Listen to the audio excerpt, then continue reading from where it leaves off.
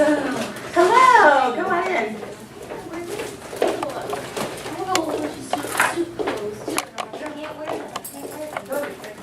Well, you can do like the nice jean and the jacket, or t-shirt and the jacket to kind of do the crossover, you know. Like I professionally go travel work.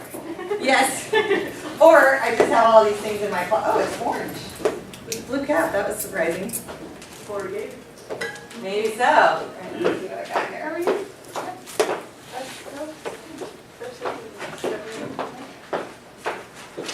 Okay, perfect. All right, well, I'll get us started because I want to always honor your time. So I had a few folks let me know that they were going to watch the video. So hello, video people, because there were a couple other conflicting meetings. But thank you guys for being here. I wanted to just share some sort of tips and tricks that I've learned along the way, either personally recruiting volunteers or what I've learned from other people. So I've been working in ministry and working with volunteer teams really since high school. And done it in small churches, very tiny contexts, all the way up to really massive contexts. And so these are kind of 7 keys or principles that I've sort of learned along the way that I hope will be helpful. It's always a little intimidating to teach concepts like this to a place that does these things well. So my disclaimer is that probably most of this stuff you know, but I know for me when I was in it, one of the hardest parts of ministry for me was recruiting volunteers. It just felt like this endless task. And so even just talking about it or seeing it from another person's perspective or getting a couple little tricks tended to energize me and sort of keep me going in it. So I thought that's what I would share with you today. So let me open us up in prayer and then I'll jump in. God, thanks so much for just the privilege to be in ministry. Thank you for these great leaders that you've called and anointed to do this work. I know there are people whose lives are different because of their ministry and the way you're using them. I pray that you would just really bless them in their efforts, help them to be that Ephesians 4 kind of leader that equips the saints for service. I pray that you would just bless their efforts, bring great volunteers to them, help them to know the way you've gifted them to recruit them. In Jesus' name we pray. Amen. Okay. So the first one, which is kind of the softball answer, I will confess, but it's hard to talk about this topic without talking about the first key, which is really our own attitude about it. And I speak on this mostly from experience because I have led in times of great faith and lots of open-handedness and very prayerful and really oriented to the spiritual side of leadership. And I will tell you that is the right way to go about leading. And then I have tried to recruit leaders and led in ministry where I'm a little bit more fearful, a little bit more tight-fisted on the people God has brought to me, a lot more pressure on trying to deliver on what I feel like my leaders want from me or even what I want from myself.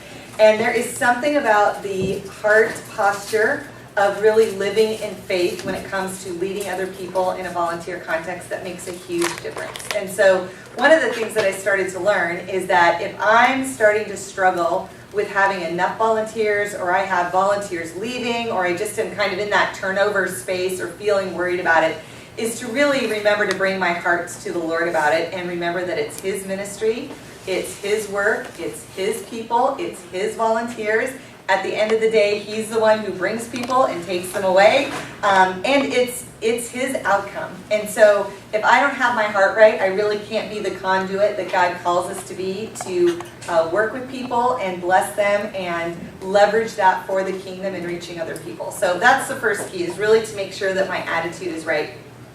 Second part of that attitude is remembering that God always has 2 things happening at one time. There is the work He wants to do through the people I'm recruiting, but there's also the work He wants to do in the people. And if God had to choose a priority, He would choose the work He wants to do in the person more than the work He wants to do through them. And I think that's the other downside for me as someone who likes to accomplish and likes to lead, is that my agenda easily becomes what I want to do through the people versus what I want to nurture within people. And so making sure our heart is right to prioritize that and to look for the ministry in the people on our volunteer teams, even before we look at the ministry we're going to do through our volunteer teams. Does that make sense? Okay, so it's a simple one, but it's so easy to forget. And I'm telling you, when I have forgotten that or lost sight of it, it has really been detrimental to my leadership and my ministry. All right, so that's the first one, attitude.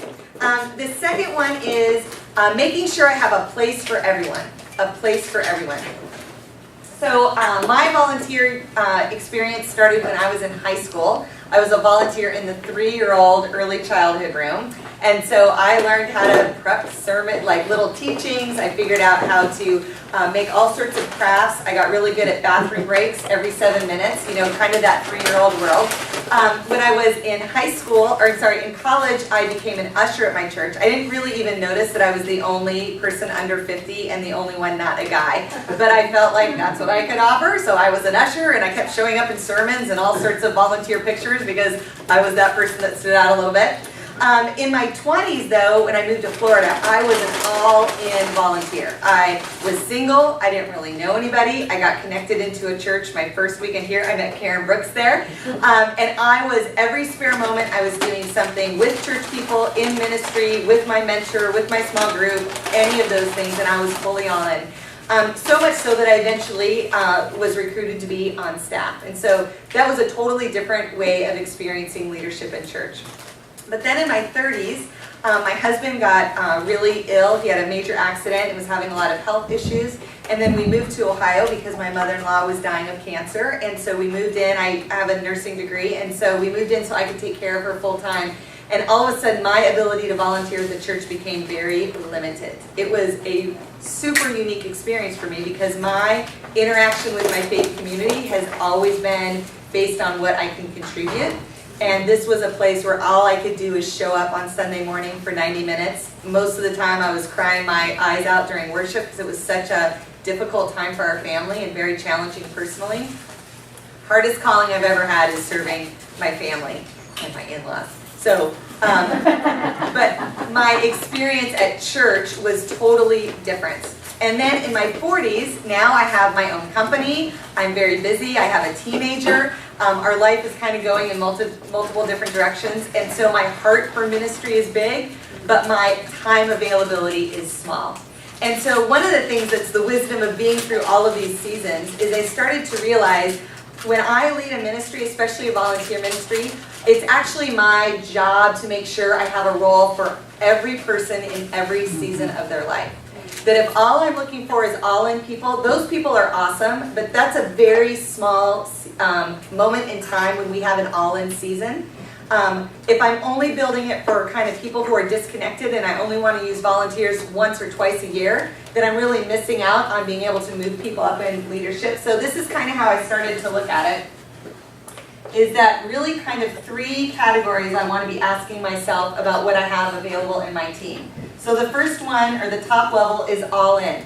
Do I have space on my team that if I have a conversation for someone and they're like, I just moved, I know no one, I'm totally spiritually mature, I want to give you 30 hours a week, would I know what to do with them? Am I even positioned, right? You're like, Lord, please send them.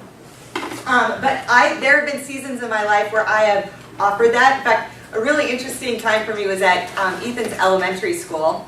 He started they had orchestra, and so I went to my first orchestra/theater production for the spring, whatever. Oh my gosh, 3.5 hours of complete torture because I'm a theater person and I am a part of churches that do excellence on the weekend, and it was killing me. 7-minute transitions, bad sound, terrible placement, no introductions, no storyline. It was killing me. So I went to the school and I said, hey, I do theater and production. I've been a producer of experiences for thousands of people. My husband is a tech guy. We would love to come and help you. We'll do whatever. We'll help craft it. I can help. I've got plans. I'm the 5th grade choir just ended, so the preschool thing happens over here while we change this. I've got the whole thing figured out. And they were like, that's really great. We could really use someone to sell tickets to the spring theater production. They didn't know how to access I'm I have access to church decorations and lighting. We could bring it in. I could even probably find us a venue. And they did not know how to accept an all-in, high-level thing. So I lived through 4 more years, and now we're in a different school, which is a little bit celebratory for me. But sometimes we think we're ready for it, but we aren't quite ready. And so part of it is just being disciplined enough that if someone offers something big, even if your functional mind goes to, well, how would we do this? And how would that work over here? And I don't know if I have time to meet with you, and we don't have budget for what you're talking about. You just say, absolutely. Yes, let's have lunch in 2 weeks. I'll figure some things out, but you always just want to accept those folks. So on the bottom part here is what I call limited or even hesitant. And these are people that have a limited amount of time. So like when I was caring for my mother-in-law, I really had a very limited amount of time. But we all know that serving is a spiritual fruit and a spiritual discipline that is actually important to growth. It's an important way that we connect into the community. My gifts, if I don't exercise them, are going to go dormant. Even if I'm a part of something really great over here with my family, I still have other things that need to be exercised. And I'm a part of a community. I'm receiving from it, and so I should be contributing, even if it's once a year. Even if it's just for a Christmas Eve service because we have twice as many people as we normally do. Or this last weekend, I was at the fall retreat with students, right? Now, you probably know me well enough at this point to know that middle school world, I was not even good in middle school when I was in middle school, right? So I'm camp counseling, but I love it. My son is there, so it's like a double win for me. I'm getting to hang out with these girls that I see every week at church. And so for me, it's like what I can offer, or it's a limited thing. It's just 2 days, 1 weekend a year. I can offer that. So making sure I have limited availability, because guess what? At some point, my family isn't in crisis anymore, and I'm like ready to get back engaged. And I'm most likely to go to the place that I've already been serving, that I already know some people, that I can already sign up and do something with. So somewhere in your leadership kind of structure, you've got some limited. Here's where I feel like most people live, is in this middle ground of, I have a really big heart, but I have very little time available. And so how do we leverage those people? I believe that the best thing to do is to figure out how to give volunteer roles that have the biggest return on investment of their time. So just to use this weekend again, so this is middle school and high school fall retreat. I go away for 2 days on a weekend, and I get to impact 150 kids. I'm there with my son, so I'm like spiritually sewing into things, plus I'm like watching his every move to make sure he's not being, doing shenanigans. I get to connect in with 7 families of the girls that I'm overseeing, so now I've got connections with 7 families at my campus that I normally wouldn't have that kind of a connection with. I get to have a free shirt. I get to meet people from other campuses. Because I'm a volunteer leader, I get to be with adult leaders from all these other campuses who are spiritually mature, who understand the legacy of the next generation. So I get all these things. It's a very high return on my investment. It doesn't interrupt my job. It doesn't make me be out late at night. It doesn't take away from my parenting. It actually adds to all of that. That is a perfect scenario for someone like me. I also I'm just using myself as an example, but like I do middle school girls group during Sunday mornings. So I have a job that I travel a lot during the week, or I am extended, so I can't always do midweek things. But if I can lump it onto my Sunday morning service and just add an extra 1 hour to be able to pour into middle school girls, again, it's a zone that it's maybe not like my main gift, but I'm the mom of a high schooler. So I want to be connected to student ministries. Like, if Ethan's going to get a girlfriend in the next couple years, it's probably coming from that room, right? So I want in on that. So all of that makes it a great return on investment for me. Does that kind of make sense? So trying to set up things and helping couch it for people that you're like, listen, this is I know 2 hours every Wednesday night, or I know one weekend with lizards and roaches and screaming girls isn't maybe the top thing you want to do, but let me explain to you what your 2 days means long term in the life of these kids, in the life of our campus, what it could mean for you as a leader, like just helping to frame it in terms of return.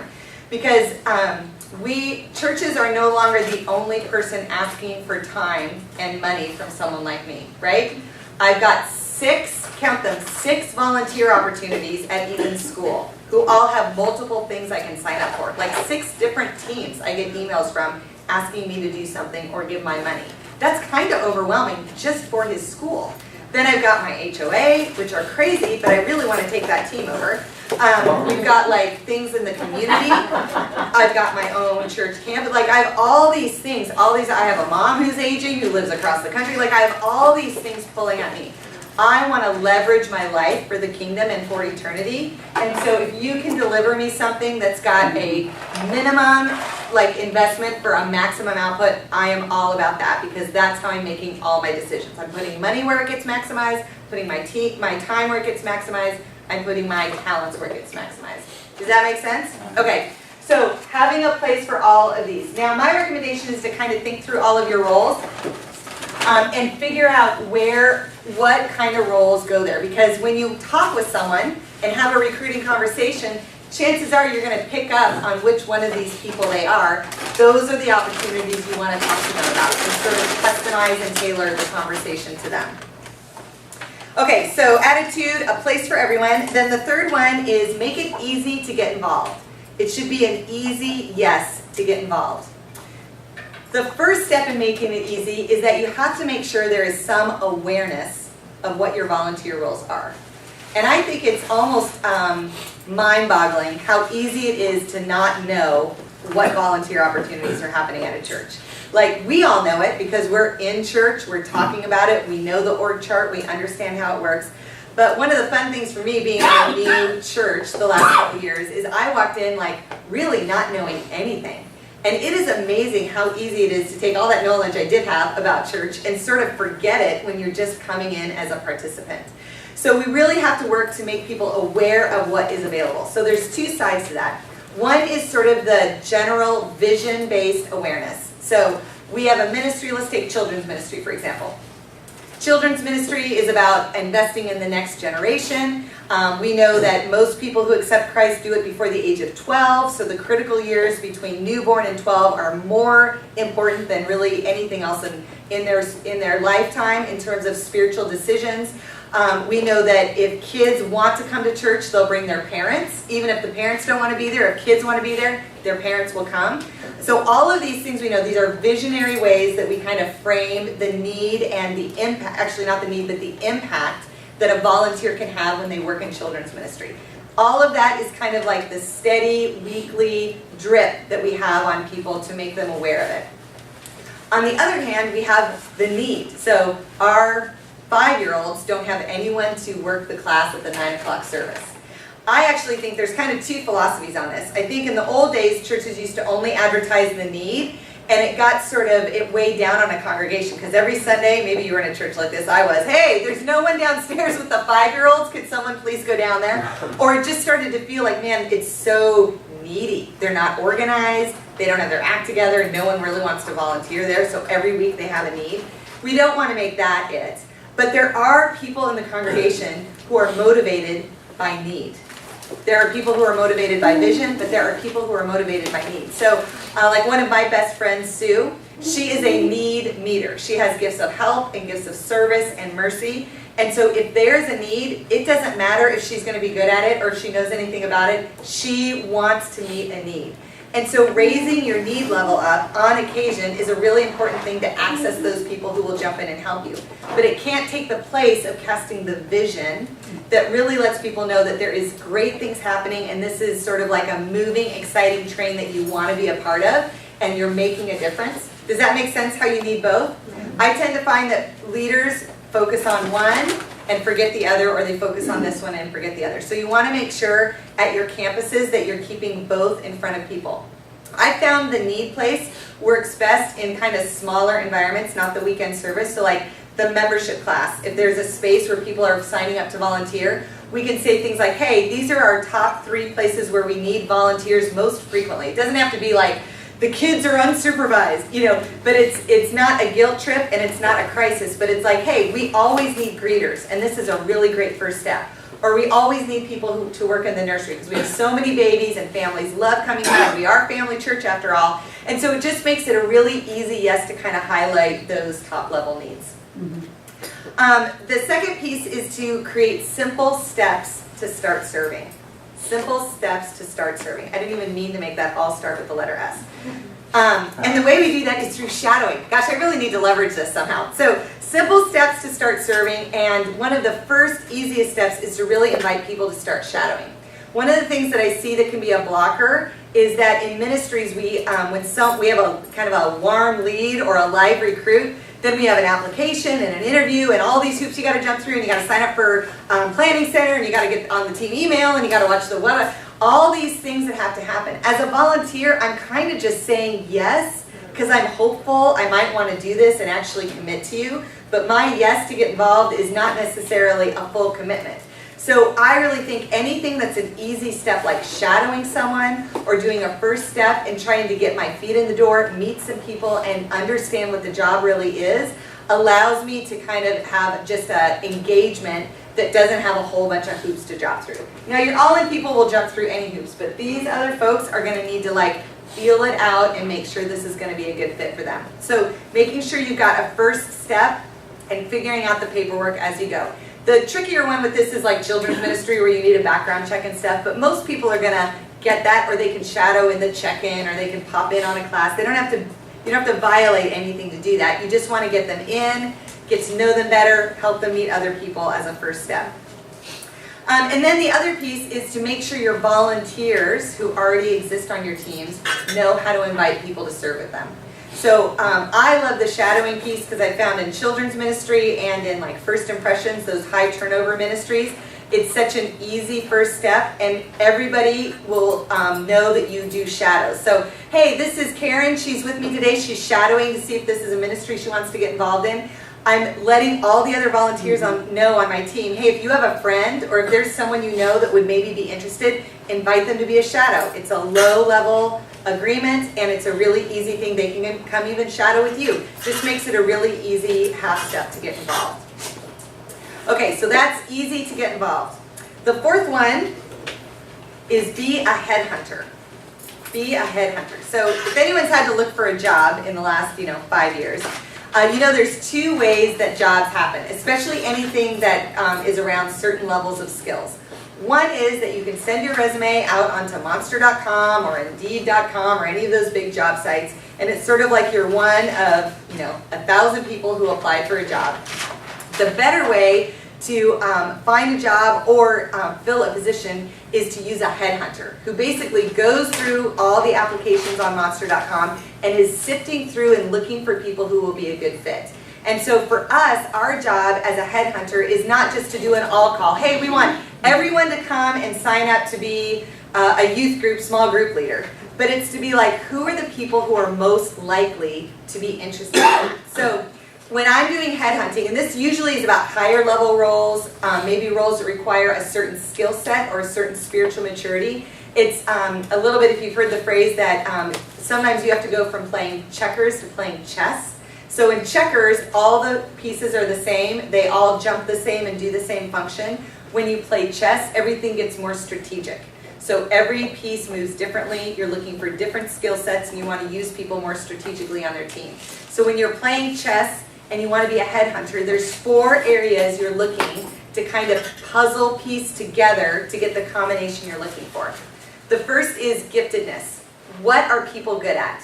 What are their gifts? And I found the more that I can articulate the volunteer roles that I'm recruiting for in terms of spiritual gifts, the more it connects with people, and the more they connect the dots that this is actually a calling God has gifted them and has on their life.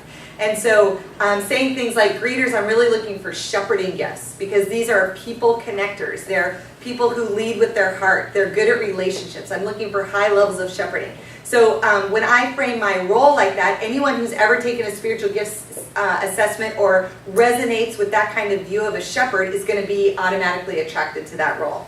So gift, what they do. The second is passion, where they like to spend their time.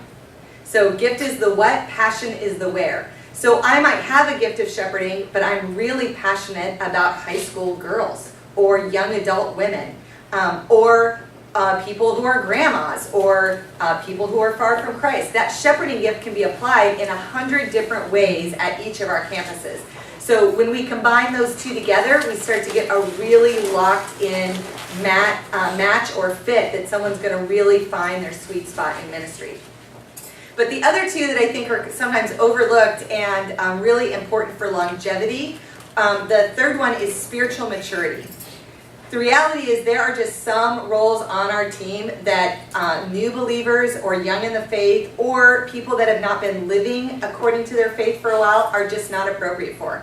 You should not be leading in spiritual settings like a small group or over teenagers if you've been away from the Lord for 20 years, or if you secretly have some other life going on, or you have an addiction. And I'm glad you've been sober for 2 weeks, but this is like not the place for you to bring your gifts. Even if you're super gifted, and even if you're super talented, and even if 5 years ago you were the all-star at your old church, today that's not the place. And so assessing spiritual maturity, I think, is uber important. And if we ever get to the place of desperation, that is usually the first thing we sacrifice. We'll put someone on the platform to lead worship. We'll put them in charge of kids. We'll send them out into the community representing the church, because there's something about really gifted leaders that are magnetic and convincing. But when those leaders fall, they fall hard, and they take lots of people with them. And so we have to be super protective about that. So spiritual maturity, whatever conversation or questions you can ask to really discern. I also have found in multi-site, one of the saddest things about that is many times our dysfunctional leaders go multi-site with us. And so they work at one campus, and then they hit their lids, or someone says no, so they go to another campus. They're in our database. Someone pulls their record, and they've been volunteering and blah, blah, blah, and they have a great story as to why they're at this campus now. We put them back into leadership. They do it again. So we just really want to be careful and make sure we're talking to each other and assessing those things as a church leadership team. Not in terms of gossip, but in terms of protecting our flock. That's like the number one job of us in ministry, is to protect the flock. Then the last one, number 4, is availability. Really making sure that we're helping people know, what can I actually commit to? And as spiritual leaders, it's our job to help make sure we're not pushing them to violate their own boundaries or their own family or what God really has in their priorities at this time of their life. And people want to please you. They want to be awesome at church. Many feel like the more they do at church, the more God will love them. They might not say it, but their actions tell me that that's what they're trying to do. And so part of discerning availability is not just saying, hey, can you work every Thursday for 12 hours? And they go, absolutely. But it's like, tell me about your family. Tell me about your job. What kind of free time do you have? You know, I always ask, like, how much time do you spend on TV? Because I'm like, I can translate that information right over into ministry. But anything other than that, you know, I actually want you coaching your kids' baseball team. Yeah. Right? I want you doing that. We want you doing that. We want believers in the community influencing other families. And I want you to be a great dad. I'm not interested in this little project I have beating your role as a father. This project will always be here. So making sure that we're not helping people violate their boundaries, but also not letting them short circuit the challenge that God probably has on their life to steward their time more effectively. And the way you do that is you have to kind of be involved in their life. And so, or at least ask enough questions to be able to help discern and give some spiritual wisdom on those kind of decisions. So gifting, passion, spiritual maturity, and availability are all the pieces that you want to pull together to really be able to go headhunting. The other piece is to be looking for and noticing people who would be attracted or interested in your area. So birds of a feather tend to flock together. So if you're recruiting for the worship team, whether it's tech or setup or on the platform, and you have people that are all into worship on a Sunday morning, those are the people to go to first. Because I love worship, I love creative arts, I love producing. I am a terrible singer. But there is a lot that I have to offer the worship and production ministry. And you would know that because I love worship. And I love facilitating it. I love expressing myself in it. I'm all in for it. And so it doesn't always have to match kind of the zones we think of. It's also about just looking for the people who are interested and connecting and talking and excited about those sorts of things. Does that make sense? All right. The other thing I want to say about being a headhunter is how you overcome people's own sort of mental limitations. So Pastor Jimmy was mentioning this morning that I have a book coming out, which I'm super excited about. It's coming out in the spring. And it's all about how churches can do a better job developing female leaders. So women make up 61% of our congregations, but they make up less than 10% of our staff and leadership roles in churches. And regardless of your theology, what roles women can take, we just simply are not accessing all the leadership that we have available to us. So one of the key findings that I discovered in the research for the book is that there is this phenomena, I'm calling it the 60-100 principle. And this research is based on women, but it's actually true for any kind of minority that would be in a church. So ethnic minority, gender minority, age minority. And for me, I think this really applies to us on church staff because many people feel like a minority if they're new to Christ or new to our church. We don't look at them that way because it looks like they fit in with us. But when you're brand new to the faith or brand new to your church, you know you don't know what's going on. So the 60-100 principle is this. I'll give it in the male-female piece, but I want to apply it to anyone who would feel like they're in the minority. So when a guy looks at a job description, he looks at it and says, gosh, there's 10 things on here. If I can do 6 of these 10, 60% of this job pretty well, I'm going to apply for it, I'll probably get the job, and I'll figure out what I need to succeed at it along the way. I have a friend I can call, I'll read a book, there's a podcast on it, or I'll wing it because I know I can do it. When a woman looks at a job, and there's 10 things, she feels like she has to nail every single one, 100% of the job description, before she'll even apply for the job. So think about that for a second. So if you have a volunteer role open, and you advertise it, you let some people know about it, everyone's aware that you have small group leader is open. If a guy feels like, I've been a Christian a year, I'm good with people, I'll apply. A woman or a minority is going, oh, I haven't been to seminary, I don't know if I would know how to handle an awkward question, I don't pray in front of people very much, and I'm not really as good as the people on the platform, like my senior pastor, I probably shouldn't even apply or put my name in the ring. Do you see the dilemma that we're in? And so part of being a headhunter is looking out at the congregation and saying, hey Bev, I don't know if you noticed this, but we have this role open for small groups. Here's why I think you would be great at this. And by the way, you don't need to have ever done this before. We don't expect you to be great from day one. We're going to train you. We're going to equip you. In fact, I'm going to partner you with someone so that you have someone you can learn from. We would expect that in like 3 to 6 months, you're going to feel really confident. And if you do, we'll let you take on your own group.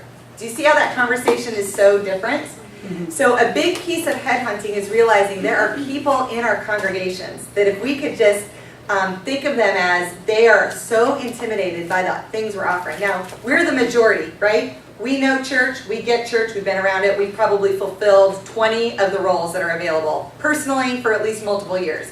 We're not intimidated by those things. But everyone in our congregation kind of is. And so a big piece of it is putting your arm around someone and saying, let me tell you why I think you'd be awesome at this. Does that make sense? Okay. So that's number 4. Number 5 is be clear. Be clear. You want to have a lot of clarity. The first piece you want to have clarity on is the start date and the end date. Mm-hmm. The start date and the end date. If you have nothing else clear, that's what you need to have clarity on, because people are very afraid of getting sucked into a commitment that they can't honorably and graciously step out of. But if you give them a start date and an end date, even if people hate it within the first 3 weeks, they will fulfill their commitments to God and to you, and they don't want to let anyone down, and they want to honor their word. And if they drop out too quickly, I would encourage you to challenge them on it. Now, we don't want to hold people to the fire. If they can't do it, that's fine. But we do want to hold people accountable to what they commit to. If you aren't clear in what they're committing to, you can't hold them accountable to it. So everyone's got seasons in life. All of us have emotional seasons that we can commit to, and we need a time to reprieve. And so any time that you can create your ministry so that it's got an on season and an off season, or a start date, even if someone's going to be a part of your ministry for 5 years, there's like a renewal date. We renew every January, or we renew every July, or whatever. Like children's ministry doesn't stop, right? There's kids every single week, so you don't like get the summer off. But there should be a time when it sort of feels like I'm re-upping for another school year, or I'm re-upping for another calendar year, whatever works best. I think the school year feels like the best because summer, almost everything kind of unplugs in most people's lives, and people are gone for vacation, so it's a nice kind of re-up time in the month of July. The other thing is to give a clear either kind of description of the role or expectations of what a win looks like. So this doesn't have to be complicated. You're not hiring someone and paying them benefits. It's not a contract. But you just want to be able to say, we expect you, like for me, I'm a middle school small group person. It was really helpful when I got an email that said, hey, this year we have an expectation that you're there at 8:45 for a team meeting. Well, The reality is there was probably a team meeting all last year that I just didn't go to because I didn't know I had to be there at 8:45. I showed up at 9:10 because the thing got started at 9:15. I know it was supposed to start at 9, but I just didn't want to sit around for donuts. So I would show up at 9:10. But now that I know it's 8:15, I'm there, or 8:45, I'm there every week at 8:45. Just tells me what I'm signing up for. And I'm there until 10:10 when everything's all over. And I started this week, and I'm going to go all the way through this week with these weeks off. So I can plan around it, I can commit to it. I'm going to do my very best to be there and arrange all my other things around it. On a smaller campus or team, you have more flexibility to customize your jobs. The bigger the campus that you are, the more you have to create systems because you need every children's role to kind of work the same. You need every greeter to start at the same time, do a huddle at the same time, be done at the same time. So if you're at a bigger campus, creating job descriptions that are similar is really helpful. I would say customization for kind of these all-in people because they're worth customizing for. But if you're at a smaller campus and you can customize that this greeter comes at this time and this greeter comes at this time and together they sort of job share, whereas this other greeter comes and works the whole morning. If you can do that and you can keep track of it, it's actually really worth it because you'll get more people involved if they can kind of create their own sort of win, if that makes sense. But the key is to be clear. And I always think it's worth putting things in writing. Even if it's a follow-up email that just outlines it, doesn't have to be formal, it just puts it in something that you can refer back to and they can refer back to and kind of self-guide what your expectations are. So that's number 5, be clear. Number 6 is remember the big picture. Remember the big picture. So as a campus, you want to be able to stay connected as a team about your people because the big picture is that serving is just one of the things happening for these people spiritually, being a part of your body. And so when Matt and Katie Cole write in on their prayer request that says, please pray for Matt's mom who's dying of cancer, but I'm volunteering over here, what's really great is when my volunteer leader knows what my prayer request is, right? And so my volunteer leader is going like, hey, are you going to be able to be here this weekend? I heard about Matt's mom. I can get a sub for you if I want. That lets me know, oh my gosh, this is actually a family that knows what's going on. It's not disconnected or separated.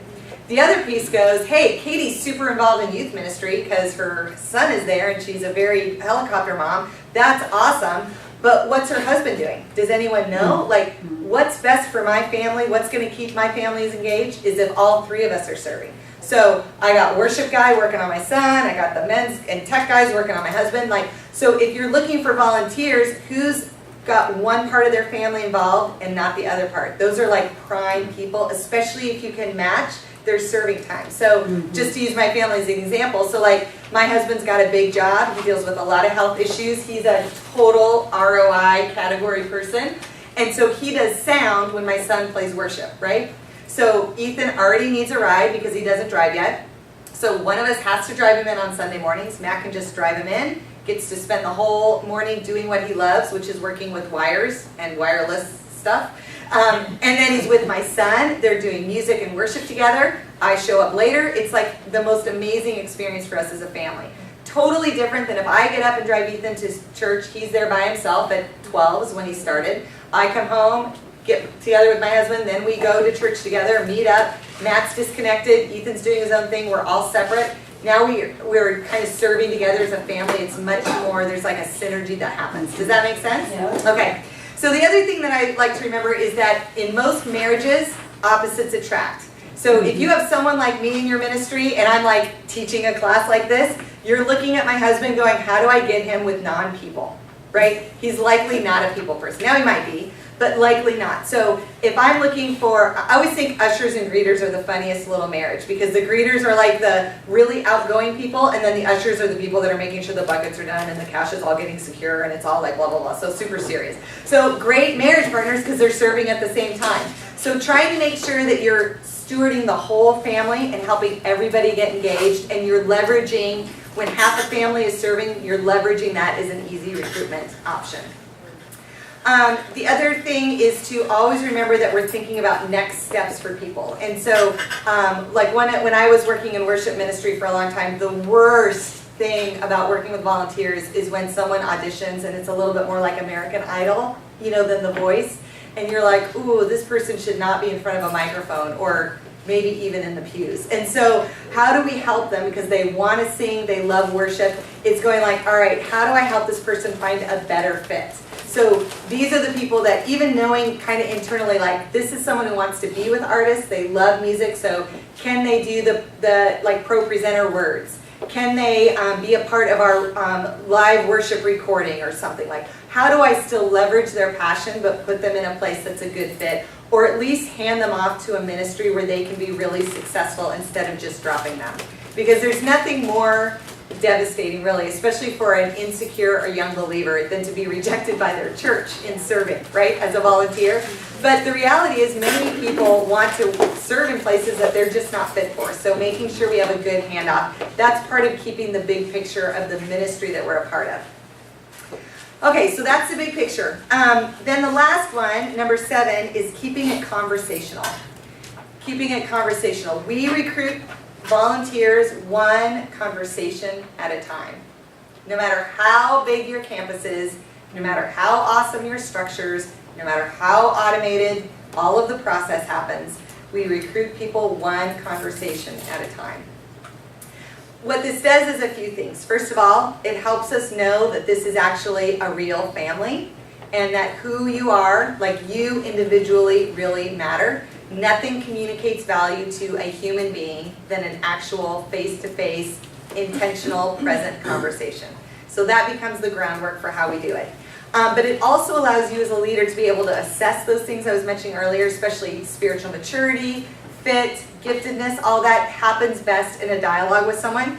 You'll pick up on things like their EQ ability, right? So they might really want to be leading a group, but if they can't even look you in the eye and answer some simple questions without getting thrown off, this is probably not your next small group leader. So assessing all of those things and their interpersonal skills, because so much of ministry is interpersonal.